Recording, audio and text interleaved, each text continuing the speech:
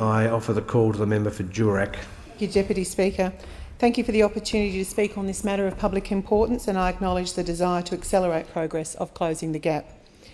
And at the same time, I acknowledge a number of other things. My government does have a plan to close the gap, and that plan is being monitored, measured and adjusted. Of course, we all agree that it must be. I believe that we are united with those opposite to see the plan deliver real life-changing outcomes, and that we all wish to see speedier progress. We agree that governments have tried and failed, just like those opposite, and that there are no simple answers. Certainly, money is not the answer. And I agree that divisive debate is not helpful. Deputy Speaker, I also note that to really close the gap, we must work together, because for me, nothing is more important as the member for Durack and for my Indigenous Durack constituents. Transformation cannot be rushed.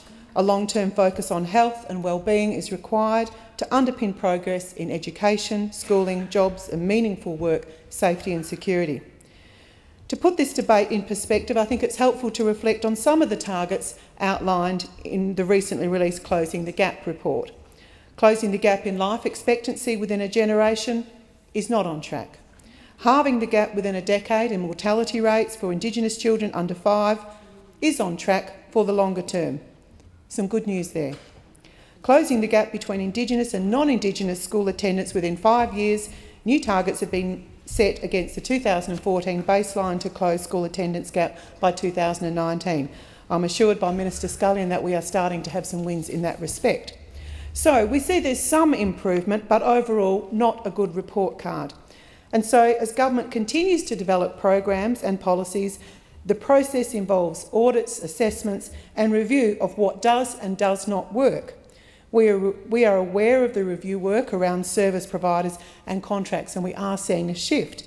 Increasingly, providers will be rewarded for results, not for spending time on process. Accountability must improve. Governance must improve. This government is focused on putting in place the right parameters in order to achieve quality outcomes for Indigenous people.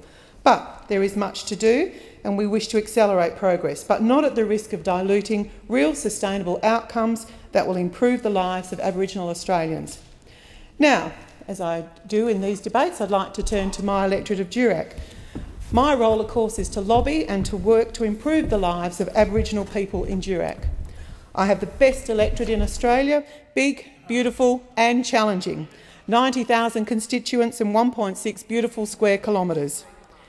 And with 274 Aboriginal communities in Western Australia, the majority of which are in Durack, Deputy Speaker, let me tell you, I have a lot of skin in the game.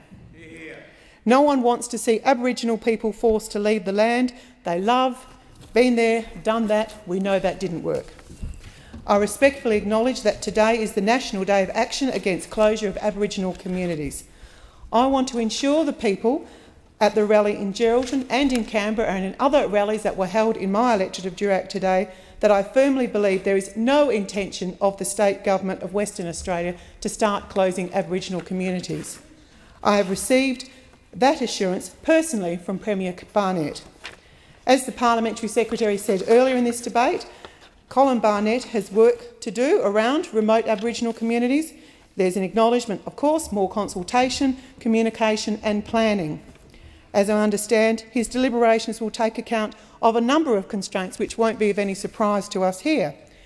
Many of the 274 remote Aboriginal communities are small and realistically difficult to provide education, health and employment opportunities in these communities.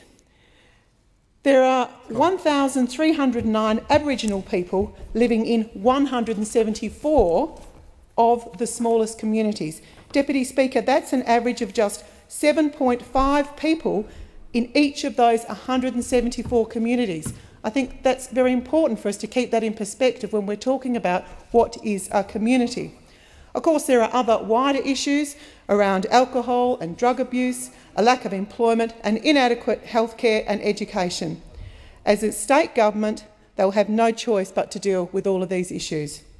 I agree with the member for Hasluck. It will take the Indigenous and non-Indigenous leaders to come together to truly bring about the closing of the gap. Thank you for the opportunity to contribute today.